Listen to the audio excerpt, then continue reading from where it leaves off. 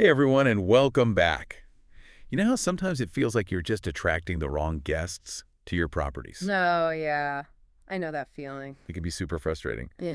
So today we're doing a deep dive into amenities. Yeah, Amenities. and how the amenities that you offer can actually kind of influence the type of guests that end up booking with you. Oh, interesting. Yeah, it's kind of a fascinating little insight that I gleaned from some of the research that we're looking at.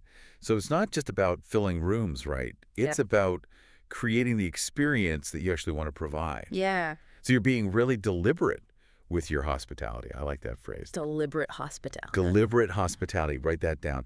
So our source had this interesting point that different amenities attract different types of guests. Okay. So it's like you're speaking a different language. I see. Yeah. But instead of words, you're using like coffee machines and extra pillows. Right.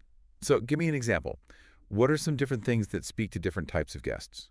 Well, I mean, you can think about, if you're trying to attract solo adventurers, you might have single beds. Mm. Whereas if you're going for more of a romantic getaway vibe, you might have a plush king size bed. Ooh, yeah. And then if you've got families you want to attract, you might have a travel cot and a high chair ready to go. Oh, yeah. So you're sending a clear signal to those different types of guests. That makes total sense. So Yeah. it goes beyond just having the thing. Yeah, It's about having the thing, but understanding why you're providing that thing. absolutely. And I'm guessing that gets into like guest profiles a little bit. Exactly, yeah. You're thinking about your ideal guest, and then you're tailoring your amenities to attract that type of guest. Now, our source mentioned families with infants Oh, yeah. and that they're often favored guests. Interesting. Why do you think that is? At first glance, you might think, oh, well, that's more people. That's more potential for chaos. Right, you'd think that. But then I was thinking about it some more. Well, it's because families with infants, they're more likely to kind of hunker down in the evenings. Oh, They're not going out partying. gotcha. And so that creates a quieter atmosphere potentially for everyone else at the property. So it's not so much about the infants themselves. Right. It's about how the needs of the family with the infant actually impact the experience. Exactly. Interesting. So you're really anticipating what that guest's going to be like. It's like a hospitality chess game. Yes, exactly. I like that. Now, speaking of desired guests, Okay. our source actually ranks different guest types. They do. They do. And apparently, business travelers are often seen as like the holy grail. Oh, yeah. I mean, they can be pretty great. So why is that? Well, I mean, less hassle. They usually have predictable schedules. They're not there to party all night. Oh, yeah, the mythical, quiet, and tidy business traveler. Exactly. I mean, they can also be a little demanding, can't they? Ever try to please a guest who's really picky about their Wi-Fi speed? Oh, tell me about it. I've been there. High pressure situation. It really is. And it highlights the fact that there is no one-size-fits-all perfect guest. Yeah. While we can try to attract certain types, there's always that element of unpredictability, That's right. which is why you have to be transparent. Transparency is key, yeah. Our source really hammers this home.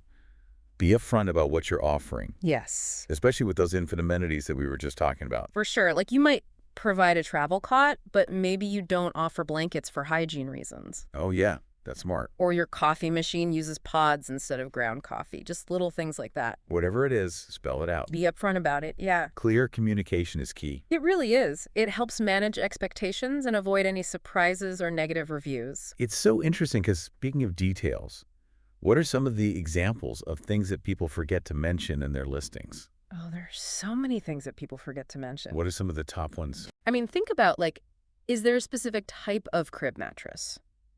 Or do you have outdoor games available, like a fire pit? Oh, nice. These are the little details that can really make a difference. I love that. It's like reading a restaurant menu. You want to know exactly what you're getting before you commit. Exactly. You want to set those expectations properly. Okay, so to wrap things up, it sounds like attracting the right guests is not just about luck. No, it's definitely not. It's about being strategic, being thoughtful about your amenities, understanding what your ideal guests' needs are, and then being upfront about what you offer and what you don't offer. Exactly. Could not have said it better myself. Well, I think our source did a pretty good job too. But I do have a final thought for everyone to ponder. All right?